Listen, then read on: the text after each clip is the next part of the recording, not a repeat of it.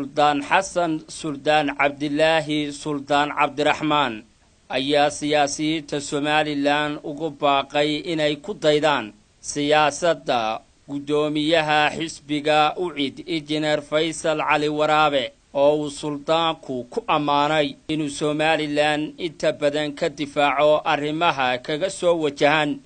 dalka Soomaaliya. Faysal Cali Waraabe ka soo fadhiya dadka waa ka jecelahay Jaa'isadna Waan Siinayaa waana qorataayalkiisu dabqa intiina soo dhalo siyaasiyiina ninku gantaalkiisu ku dhaco meel aan ogahay oo toofur ah oo Soomaaliya oo ay marka hadlay shirka iswada geliyaan siyaasiyiinta Somaliland waxa leeyahay wadada Faysal mara oo gantaalkiina meel fog ku dhacay localka laga saaro oo xagga hoose laga qaado insha Allah bismillaah kariim. Badri Koosar Maxamuud, telefishinka Ariel Hargeysa.